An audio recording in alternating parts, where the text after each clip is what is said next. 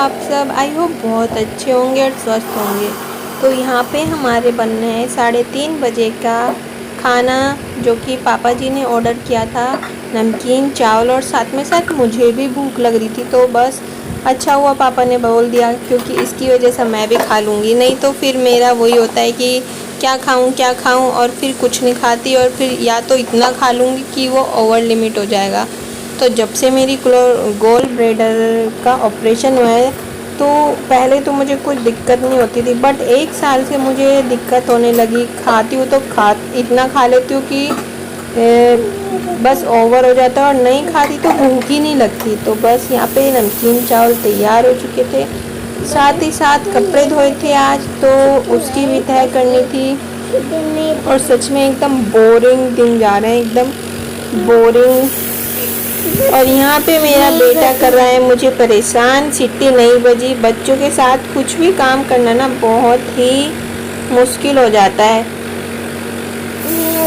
और सुबह से परेशान हो रहा है। बस सुबह सुबह से इसका हो रखा है ड्रामा चालू, चिड़चिड़ापन। कमेंट करके मुझे बताना कि किस किस के घर में ऐसे बच्चे करते हैं। कुछ भी काम लेके बैठो तो उनको ज़रूर फिर तो हर चीज़ की जिद चढ़ जाते हैं, ये नहीं करना वो नहीं करना। नहीं तो हम खाली बैठे रहेंगे तो आराम से खेलते रहते हैं।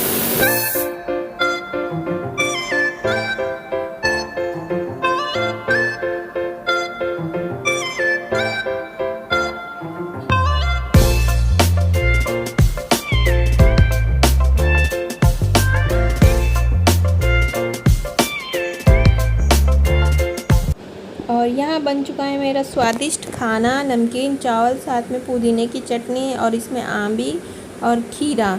तो हम इंजॉय कर रहे हैं अपना खाना।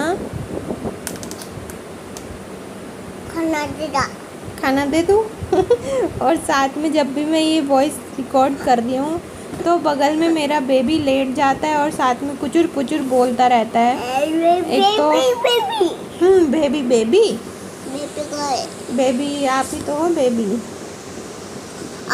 बेबी। और कमेंट करके मुझे बताना किसी किसी घर में ऐसे मेरी तरह भूतियों की तरह रहना पसंद नहीं है, क्योंकि मुझे तो ये सच में एक भूतिया टाइप ही लगता है कि घर में कोई ना हो, और होते हुए भी कोई ना बोलता हो। मतलब जिससे बोल सकते हैं उनसे बोला जा सकता है, पर जिनसे हम नहीं बोल सकते, अब जैसे अब मेरी मदर इन लॉ गई हुई है, तो बस अब मैं अकेली रहती हूँ। बस ऐसे गर्मियों में बड़े दिनों में ऐसे घूमती रहती हूँ अकेले, और साथ में मेरा बेबी। तो ध्रुव की वजह से मेरा बहुत बहुत मन लग जाता है कई हद तक। नहीं तो मैं सच में ऐसे बहुत ही दिन काटना भारी हो जाता है। पहले ये था ध्रुव नहीं था तो थोड़ा काम भी रहता था उस टाइम पे, क्योंकि ध्रुव की ताई जी हम सब इकट्ठे रहते थे, और काम भी ज़्यादा होता था। और बाकी खाली समय में मैं कुछ ना कुछ आर्ट एंड क्राफ्ट करती रहती थी, बट अब कुछ मन नहीं करता। अरे भैया,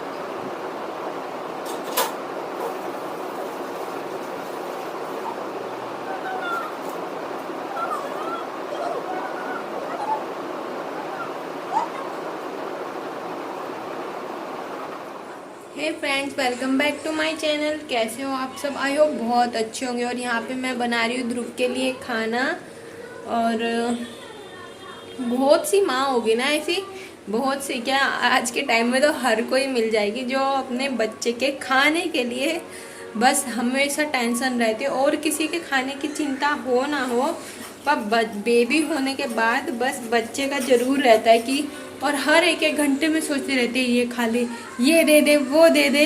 जबकि पता है कि बच्चे को, मतलब कभी कभी बच्चा होता है कि खा लेता है, कभी ये होता है कि इतनी जल्दी जल्दी नहीं खा पाता। उसकी एक्टिविटी के ऊपर, एज के ऊपर, हर चीज़ के ऊपर डिपेंड करता है।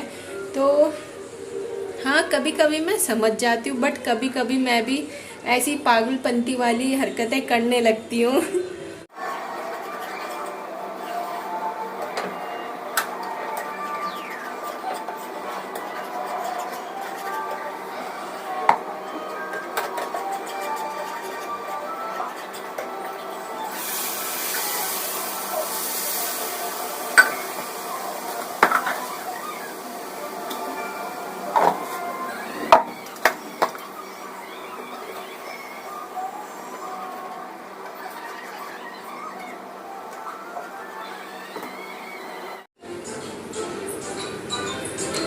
चीजी खाएंगे? चीजी खाओगे? ओके, चलो फिर दूध लेने जाना है ना?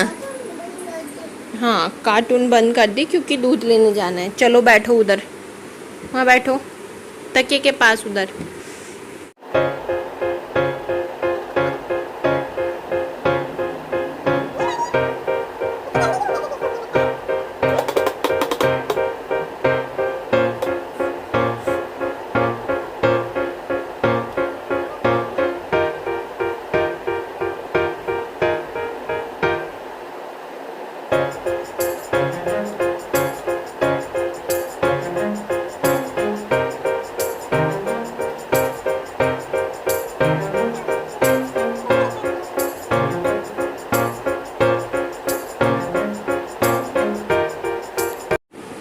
और ध्रुव ने खाना खाया और बोला मम्मा प्लेट दे दो, वहाँ डाल के आता हूँ। बच्चे कभी कभी तो इतनी समझदारी का काम करते हैं ना, और कभी कभी इनके पीछे बोलते रहो बट ये बिल्कुल भी काम नहीं करते। बेटू क्या हुआ? और इसको इतनी घमौरी हो रही ना, सच में बहुत ज़्यादा, कान के पीछे भी, बालों में भी। तो मैं सोच रही हूँ इसको फिर से गंजा कर दें, क्योंकि इसके बालों में थोड़ा सा भी पसीना आता है तभी इसको खुजली खुजली मचने लगती है। और हम दवाई लेके आए थे, जो अब जिस डॉक्टर से हमारी दवाई चल रही है, जो कि फ़िलहाल इधर रखी हुई है और उधर पॉलीथीन में भी टंगी हुई है, तो उससे हमें आराम है। बस ये है कि जड़ से ख़त्म हो जाए। और वहाँ पे हम दवाई ले रहे, बोल तो वहाँ पे एक और ऐसा केस आ गया। छोटा बच्चा था, वो शायद 1 साल से कम का ही होगा वो, तो उसको भी ऐसे ही दाने दाने और खुजली खुजली हो रही। फिर तो आजकल ये नहीं है, ये प्रॉब्लम बहुत कॉमन हो रही है कि बच्चों में ऐसे दाने और उसमें खुजली होती जा रही है। बट यह है कि ठीक हो जाए। अब जैसे ध्रुव का है, इसका कितना, हम दोनों का ही 6 महीने हो गए, हम तीनों को इस चीज़ से स्ट्रगल करते हुए। उसका रीज़न शायद ये है कि हमारे में हम तीनों को ये दिक्कत है, और जब तक तीनों की एक साथ ख़त्म नहीं होगी ना, तो एक दूसरे को शायद ये चीज़ होती रहेगी। क्योंकि बीच में ध्रुव को ठीक हो गई था, फिर हो गई, और मैं भी ठीक हो गई थी, बट फिर से मुझे यही ईचिंग वाली प्रॉब्लम हो गई। और ध्रुव के पापा जी की नहीं आ रही थी कंट्रोल में, तो अब उनकी भी थोड़ी सी बची, बाकी इतनी हो रही थी तो वो कंट्रोल में आ चुकी है। बस ये कि दोबारा ये चीज़ें ना हो तो बेहतर है। सच में बहुत परेशान हो जाते हैं, बहुत ज़्यादा। ऐसा लगता है कि कोई हमारी बॉडी में ना ऐसे सुई चुभा रहा है जगह जगह, और यूँ भी नहीं कि वो चीज़ बर्दाश्त कर सके, एकदम जैसे ऐसे चुभन सी होती है ना, तभी ऐसे करना पड़ता है। अजीब सा ही होता है ये। तो इस वजह से जो भी मेरी ये वीडियो देख रहे हैं, तो प्लीज़ अगर आपके घर में किसी भी मेंबर को अगर ऐसी लगे कि हाँ मुझे ऐसे ईचिंग हो रही है, या बॉडी पे एक आधा दाना दिखे और उसमें ईचिंग लगे, खुजली मारे, तो तुरंत डॉक्टर के पास जाके उसकी दवाई, कुछ भी मेडिसिन ज़रूर लेना। क्योंकि एक बार अगर ये चीज़ टिक गई ना, तो फिर हमारी तरह ही परेशान होना पड़ सकता है। और अभी भी ये मान लो अभी हमें लगा है आराम, बट कुछ पता नहीं अभी भी कब तक खानी पड़े, और ये पूरी जड़ से ख़त्म कब तक होगी। और यहाँ ध्रुव जा रहा था दूध लेने, तो इसको मैं, जब ये घर में रहता है, अब कुछ 1 हफ्ते से मैं इसको ऐसी सैंडो बनियान और कच्चा हल्का सा पहनाए रखती हूँ, क्योंकि बहुत ज़्यादा घमौरी हो रही है। और जब बाहर जाता है दूध लेने तो ही मैं इसको ऐसे कपड़े पहना देती हूँ, टी शर्ट वगैरह, वरना तो ऐसे ही रहने देती हूँ। और सच में ना, मुझे आज मैंने बहुत बोला ना कि कमेंट करके बताना, तो प्लीज़ कमेंट करके ज़रूर बताना कि कौन कौन मेरी तरह ऐसा परेशान होता है कि हर चीज़ के लिए लड़ना पड़ता है। लड़ना मीन्स ऐसे हाथापाई वाला लड़ना नहीं, मतलब मुँह से बहुत रिक्वेस्ट करनी पड़ती है, बोलना पड़ता है कि हाँ मुझे जाना है, बट कोई नहीं समझता। हस्बैंड कितना भी प्यार करने वाला हो, पर मुझे ये समझ नहीं आता कि अगर उनकी वाइफ को अपने मायके जाना है, अपने पेरेंट्स से मिलने जाना है, तो उस चीज़ के लिए इतना क्यों बोलना पड़ता है। अगर कोई भी चीज़ हो उसके मायके से रिलेटेड हो तो उसके लिए बहुत ऐसा लगता है कि हम पता नहीं क्या चीज़ कर रहे हैं। और सच में ये बात डिस्कस करते हुए ना मुझे थोड़ा सा रोना भी आ रहा है, क्योंकि मेरा बिल्कुल भी मन नहीं लग रहा, बिल्कुल भी। और ये चीज़ बोलते बोलते मुझे 3 महीने हो जाएंगे कि प्लीज़ मुझे मेरे घर पे एक बार घुमा लाओ, बट नहीं, लोगों को सिर्फ अपने काम ज़रूरी लगते हैं।